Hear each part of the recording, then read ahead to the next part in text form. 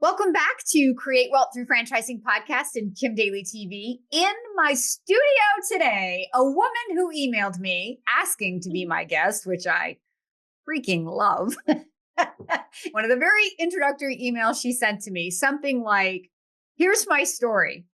The scary part of, 60 seconds of writing a check is nothing compared to the thrilling adventure of building and exiting a franchise business. I was like, who is this woman? Get her in my hot seat. And so today I get to introduce Kasey Kohtala from Atlanta, Georgia. She is a former Massage Heights franchisee, and she is here to wow us with her amazing story of going from medical device sales to franchisee to exiting and now building and owning a mastermind. Kasey, welcome to the hot seat. Welcome to Kim Daly TV. Thank you so much for having me. And yes, I took 60 seconds of nerve to email you because I've been following your content for a while, even when I was a franchisee. And I love your authenticity and just the clarity that you put around business ownership. You take the scaries out of it for a lot of people. And I'm just honored to be on your podcast, and thanks for having me. So the email, I think the first email I sent you was, hey, I went from medical device sales. I have a very similar story, right? So I was in corporate. I was, came home from work, was crying in my car, sitting in my driveway, eating my Chick-fil-A, before I went in the house, and just like, oh, I'm just so burnt out. I'm so tired. In medical sales, I was in an industry where I was making great money, great benefits. I was really good at it. You hear people in that industry call it the golden handcuffs, because you feel like you're meant for more, but you've got it so good, And I was starting over every month in my sales. I mean, there was no contracts. I would get these hospital system accounts, and then I would have them, and then anybody could come in and take it from me. So sometimes I was, I kept clients. I had good, retention, but I had lost a client. I was like, gosh, I'm just so tired. And I've always loved wellness. I've always loved massage. I was a member of Massage Heights for a few years, and I always talked about it. I was like, oh, I really want to own this massage, and we need this. And, I talked and talked and talked to death about it. And I got to the point where my friends were like, are you going to do something or not? And they were like, are you trying to talk us into doing it, or are you going to do it? And I just came in, my husband is an immigrant, first generation, owns a company here. And I just looked at them and I said, if someone can move to this country and navigate the red tape of licensing and permits and all that, then I can do it too. And it just was a really bad day at work. And I just said, I'm doing this. I'm doing it. And I'd already been to Discovery Day and got out my checkbook, and 60 seconds of courage, wrote that, I think it was $50,000-ish, dropped it in the mailbox, and was like, all right, we're doing it. But yeah, it was a really exciting time. Yeah, it's amazing. And I love how you say I had a bad day, as if it's one bad day. It's a series of bad days, right? Like, for those people out there listening, you're laughing, you're smiling. You're like, I've had that bad day too, but maybe you didn't have the courage, but maybe after this episode, you will have the courage. You were a member of Massage Heights. And then did you look at any other options, or did you just say, if I'm doing it, that's what I want to do? I had a consultant that was very good and holding my hand and putting concepts before me that I was like, maybe. And, there's this, you've heard that term. It's like the most profitable businesses are not sexy. They're junk removal and things like that. And I was like, I just can't get behind that. I just can't. Yeah. And I don't think that's a true statement either. I know a lot of Harvard graduates come out believing that it has to be boring and ugly and simple and reoccurring. They have Harvard teaches certain things. And I'm like, I get it. But there's other businesses that aren't as ugly and boring, but have a lot of the similar characteristics. Yeah. So I was looking at different things, but nothing resonated in my gut, in my heart. And there was a piece of me that, yes, I wanted the financial freedom and the flexibility and things like that. But there was a piece of me that was like, I really want to do good things for the world. I want to make people feel better. And I have a master's in, psychology, and I want to make people feel better. And I was already a member, and I was, probably the most annoying client that they had because I would ask so many questions of the business when I came in. Who owns it? How many members do you have? What does it look like? What's the business model? So I knew it very well, and I was in there for massage all the time. So yeah, it was pretty much a shoe-in for me.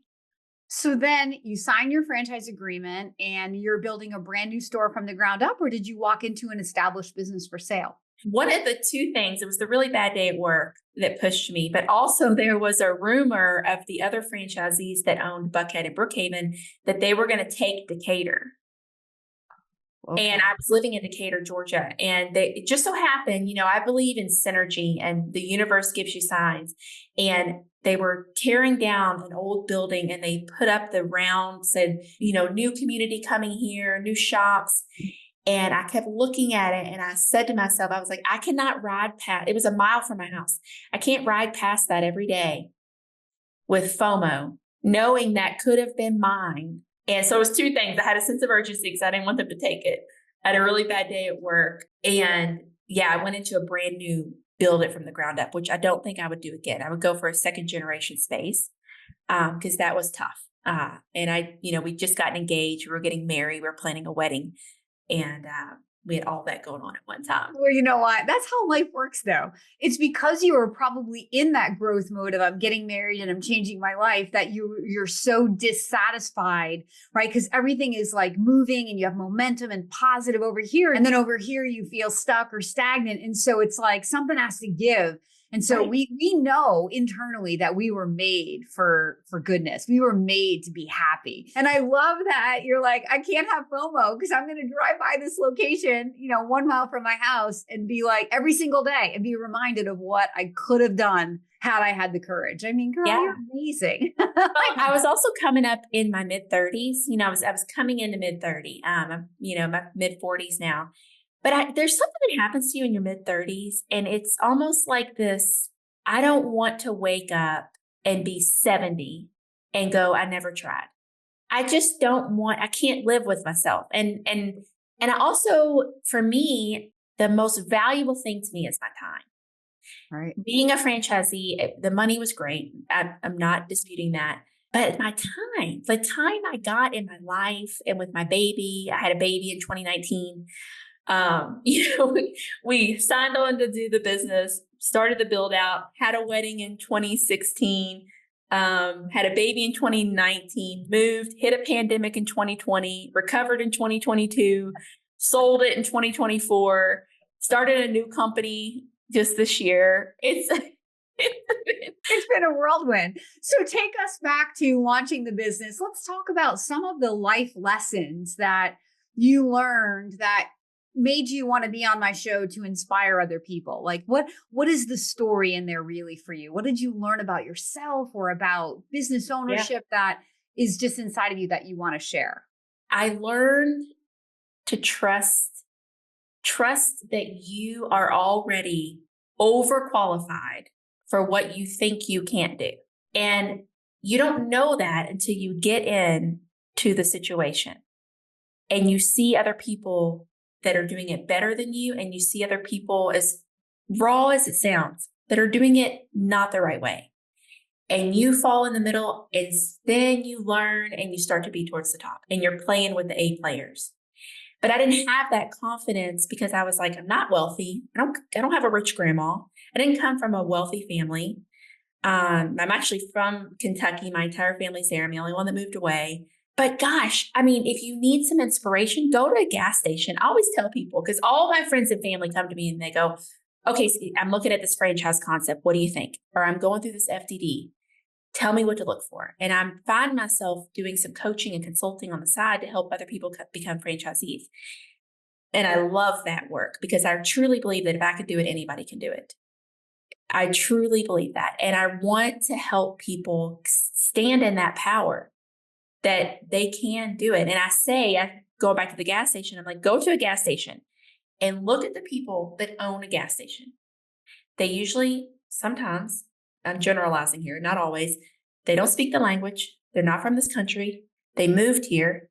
They are running fuel, gas, they're dealing with vendors for fuel and then they've got a zillion snacks and a ton of inventory and hourly employees and overhead. And if those people can do it, by God, we can do it. Like, I talk to a lot of corporate employees now that are like, I really want to own a franchise, whether they want to leave their corporate job and do it full time or keep it and have an investment.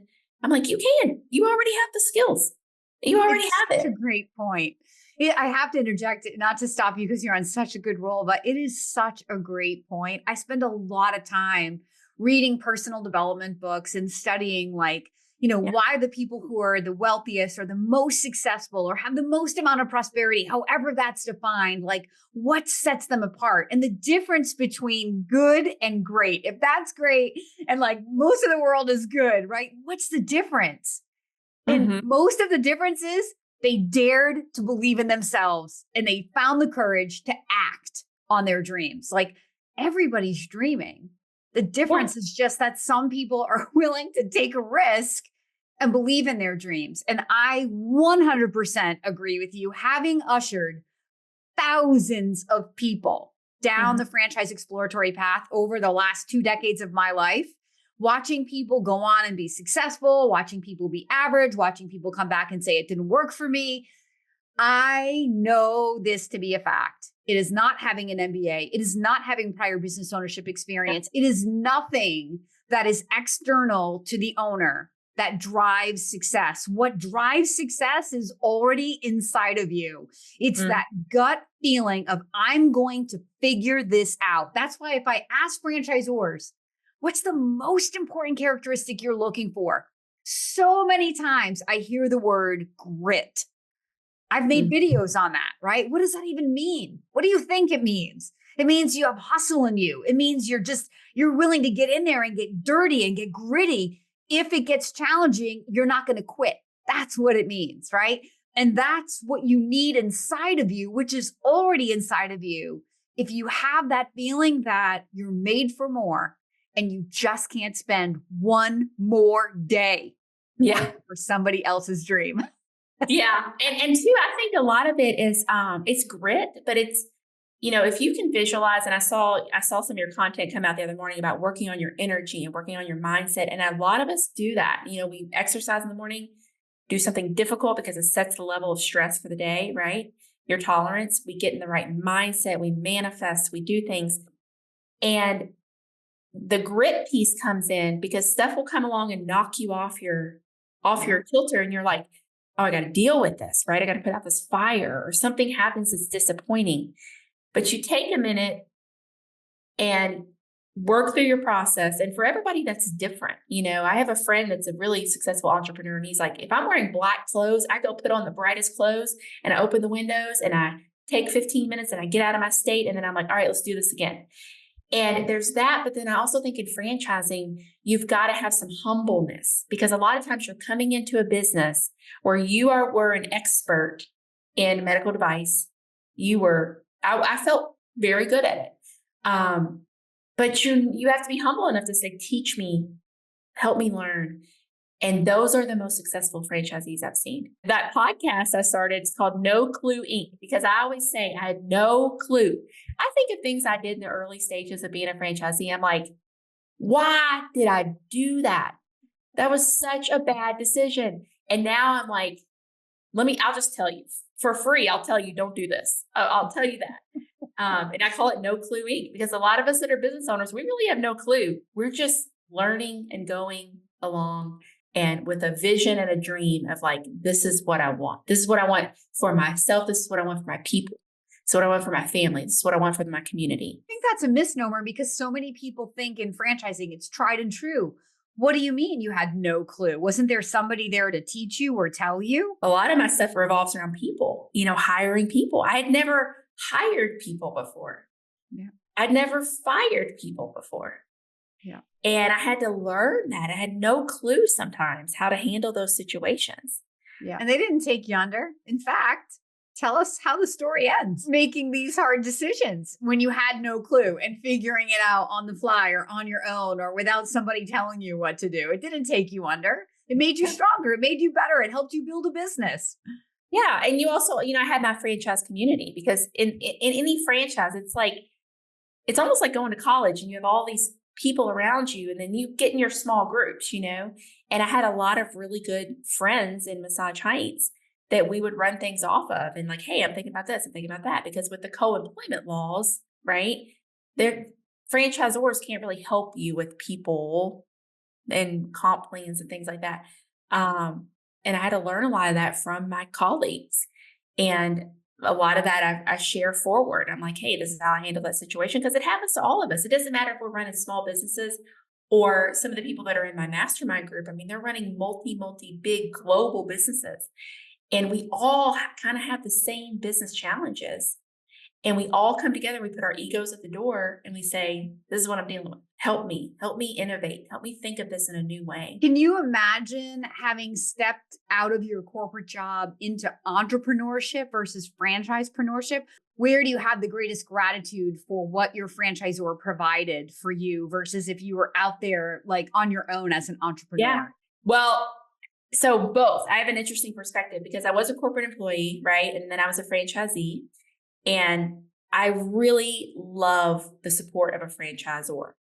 When I sold my location, I kind of cashed out and said, I'm ready to do something different. I have a young child, he's 5. I want to spend time with him. And I was like, I'm going to take some time off.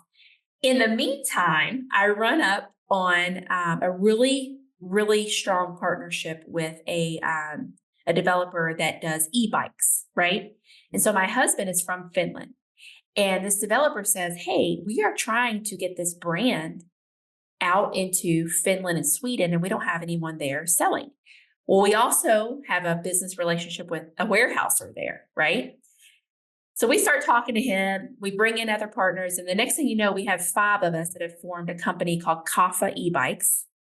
It stands for Kentucky, Atlanta, Finland Alliance. It's me and 4 partners, and we started a distributorship for these e-bikes. And that is a true startup. We have multiple meetings a week. And there's no one sending me a pop kit. There's no one creating a website. We are literally creating it from scratch in 2 different languages because they speak Finnish and I speak English. And I'm from Kentucky and 3 of them are in Finland. And of course, my husband's a partner and he's here in Atlanta. And every week something happens where I go, you know what? If I was a franchisee, they would have done that for me.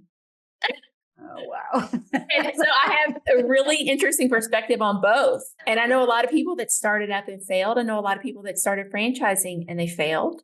And I know a lot that have won on both sides. What do you think is the biggest determining factor of success or failure in either case, entrepreneurship or franchisepreneurship? I think being honest about what you really can take on. And when I talk to people now, I tell them, I say, okay, you want to own this med spa, you want to own this dog grooming, you want to own a Jimmy John's. Think about your best day and think about your worst day. And think about what's your tolerance for your worst day. And really, I'm a big quality of life person because I'll tell you, one of the hard things about having Massage Heights was that it was open 7 days a week. And we had 30 employees. Wow. That is tough. It was because even if I wasn't there, which I wasn't there a lot, I had a manager running it, but it had brain space in my brain, right? And it's never off. And that was hard. So I tell people, think about what are the hours? How many employees? What do they look like? What do they sound like? What do you think about them? When you're not there, what are you going to be doing? And help them really see that and make sure that it's going to make them happy in the long run. Yeah. So you sound like a franchise consultant in the making. Well, I'm doing some work with Brand One on Dermani Med Spa, which I love. I'm loving it. And some of the people I'm talking to, it's like they're me 10 years ago. And I love that. So nice. You're giving back to them. That's so great. Those are my friends over there at Brand One. I love that. I didn't know that, Kasey. That's amazing. Well, I just started. And it came through my podcast because someone was like, you should help people. And the mutual friend we have, Chad Wright, who's my bestie. We've been best friends since freshman year. And he told me when I sold Massage Heights, he goes, what are you going to do? I was like, I'm going to take a little time off. I'm going to take some time off. I'm going to chill out. And he's like, you should help people become franchise. And I feel like I kind of do that. And it's been great. I love it. I have two more questions for you. One about competition in the massage space. I'm just curious what you'd say, but take us to, okay, how did you know you were ready to sell your business? Did you build it to sell it, or did some new life transition moment happen to be like, all right, I'm done with this? Yeah. Well, I was not planning on selling it. But a year before I did, another franchisee came to me and said, hey, would you ever consider selling Decatur? And I said, no. But once somebody puts that out there in the universe, it's weird, right? Because it kind of has some energy and you're like, no, because I really was like, no, I'm just, good. And be careful what we let into our subconscious mind. That is the like little golden nugget right there, because that's what I tell candidates when they come to me and we talk it through and they're like, you know what, now it's just not the right time. And I'm like, you'll be back. You'll be back. I'm not here to talk you into anything, because you'll be back on your own. Yeah. Because once you've opened Pandora's box and you've thought about doing something and taking a risk, and if you shrink back from that moment, no judgment from Kim Daly, but you're going to judge yourself, and you can only stand in that for so long before you're like, I have to push myself through this moment. 100%. That is so true. And I felt that too when I've explored opportunities in franchising. Then I step back. It's like, God, you let yourself down. You let yourself down, Kasey. Okay, I'll go back to my job. Something would happen. I had to get re-energized. So, so he had put it out there in the universe. Hey, we want to buy Decatur. I was like, no. In that time period, I had so many opportunities coming at me for different businesses that I wanted to take the money and invest in. And I was like, 30 employees is a lot. 7 days a week is a lot. My son is young. He's 4, and I want to spend that time. And I just felt like I got to a point where I was like, I'm either going to open a second location or I'm going to sell. So it's either go bigger or sell. And I had an amazing opportunity come up, and I took my time. I was in no rush. I was like, if it happens, it happens. And it did. And I handed over the keys and I cried. I was crying when I dropped that check in the mail, like, oh my gosh, what did I just do? And then I was excited. And then the same thing when I sold it, I was crying. I was like, gosh, I got to tell my team I'm going to miss them. And who am I now? Because I've identified myself as Massage Heights in my community. Like, who am I? What am I doing? What's my purpose? And then I cried. And then I was excited, like, oh my gosh, and I'm telling you, the gates opened. And I had so many opportunities come at me that I'm taking advantage of some, and some I passed on. But it wasn't really a conscious decision. It was just like, it's time. I built it, and I'm ready to hand it over, and it's doing great. It's so true. For every ending, it's a new beginning. Yeah. And endings are always sad and beginnings are always scary, right? So, like, I think the tears are just the human side of the whole thing. I love this story. So I'm just curious, going back to Massage Heights, which a lot of people may not be familiar with. It's not the biggest brand in massage like Envy or even Hand and Stone. So you're in a very big market.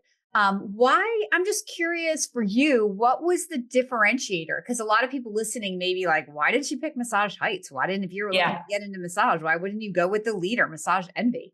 Yeah. So here in Atlanta, I am a self-proclaimed spa junkie. I always said that if I had the last $100 to my name, we are soul sisters, Kasey. I would probably go to the spa. I am very much like, I don't buy expensive purses, but I will spend some money in a spa. And I always would go to this place. Like way back in the day, I would go to a place called Natural Body, and every Friday I had a standing appointment with a guy named Zeppelin. Like I'll never forget, like Led Zeppelin. And every Friday I would get an hour massage, but by the time I got an hour, did a gratuity, it was like $125, $130. And I kind of was like, that's a lot to be spending. I was single, I was, young in my 20s. And I went looking for a more affordable way, went into an Envy, had a terrible experience, did not love it. And then I wandered into a Massage Heights, and Massage Heights feels like Natural Body. It feels more upscale. It just felt like I really was at Natural Body. I mean, it just feels more upscale. I can't explain it. And the massage was amazing. And back then, I think it was $59 for an hour, and I bought a membership. It went on auto renew for 12 months. I was a member for like 2 or 3 years. And that's why I loved Massage Heights, because it felt more upscale. Yeah. And you know what I love about that story is, so if I was your consultant and that, hopefully that story would have come out of our consultation. But so when people say to me, I want a business that aligns with my value, right? So what's so amazing is you're literally are the reason that there even is a membership for massage, right? Because you came to this conclusion like, wow, that's a lot of money. But now there's an alternative option for the same level of service, but at a lower price point. Yeah. But even within the various massage opportunities, there's a luxury environment and there's a less luxury environment, right? So like all of the massage locations, franchises, I work with many of them. And I know like this one caters more for like athletes or stretching. And this one's more like a spa environment with facials and retail products. Like, so everyone has their little niche, which makes them all fit within the market and have their own unique customer avatar. So if you're out there and you're thinking about a brand or a franchise, you don't have to figure all that out on your own. What I wanted to bring out of that conversation is if you come to Kim Daly, we're going to talk through enough of these characteristics about you and your values. And some people really want to be like, let's go to the hair care space, Kasey. Some people really want to be the Great Clips, right? They want to be in that value proposition, and somebody else wants to be the Aveda salon. But in franchising, we have both options. You can have a $20 haircut or you can have an $80 haircut, right? So I want to own a hair salon. Well, which kind of customer do you want to serve? And there's a place for everybody. And so in the consultation, when I'm working with people, this is kind of the granular level that we get to, because I want to serve up options that align with your core values, that help you serve people that you want to serve and create jobs for people that you want to create jobs for. And everybody's going to be a little different in that regard. So you don't have to do all of that research on your own. You have Kim Daly on your side, on your team. I'm going to help you do that. Kasey, this has been such an inspiring episode. And now to find out that like you're literally helping other people in brands that I even work with in my network, that's even more fun. I did not know that coming into this. Well, interview. And I was going to tell you before we started, but it's kind of interesting too, because with Dermani, that's where they're going. There's room for everybody. They're going to that value model for med spa services where Envy was, right? Yeah. And there's room for everyone. It just depends on what kind of experience that you want. Right. And then when I was working with my consultant, I almost said, hey, come to Atlanta. I need you to just go so you can see what I'm trying to make you feel. Like, because this is how it feels. And I'm not articulating it well, but that's what Massage Heights is. So that's really good. You are so inspiring. So to wrap this up, just tell us a little bit about what you're doing now with your mastermind. I'd love to promote that, especially for the business owners who follow me. Her mastermind is geared toward business owners at a certain level. So tell us about that and how anybody could reach out to you if they wanted to. Yeah. So we have started with a partner. We have started a company called Me Plus Ultra, and it's a mastermind to level up your game with business ownership. So we have all different types of business owners with a certain level of gross revenue. And we have 2 events a year, Business Bourbon and Cigars. And it really is innovative thinking, ways to think outside of the box to grow yourself and your business. Our events are called Business Bourbon and Cigars. Our mastermind is called Me Plus Ultra. It happens every Wednesday night. We have guest speakers and hot seats, and we help business owners really break through some of those barriers that kind of hold you back from taking your business to the next level. So you can always reach me, Kasey Kohtala at gmail.com is probably the best way. Just send me an inquiry and we can schedule some time to talk and talk about if it's a good fit for you. We'll put that email in the show notes. So the girl from Kentucky in business, bourbon, and cigars. Don't think that didn't get past my ears. And you don't have to drink bourbon and you don't have to smoke cigars, but you're amazing. You have some really rare bourbons that are really. I just think we'd like to saddle up next to you to learn a trick or two. So thank you so much, really, from the bottom of my heart, for reaching out and inquiring about being a guest on my show and for making this episode happen. You are truly inspiring. I wish you so much luck in whatever else you choose to pursue. Like, really, you're amazing. Thank you so much. It's so good to get to talk to you. And yeah, I look forward to seeing you soon too. Yeah, that's so good. So for those out there who are inspired, if you're sitting on the sideline, having that day in your W-2 where you're like, I can't do this anymore, and you want to be like Kasey, well, you know that I want to be your franchise consultant and your daily coach. So please follow the link in the description below and I will reach out to you right away. I literally cannot wait to meet you. Thank you so much for staying until the end. My name is Kim Daly and I want to be your daily coach.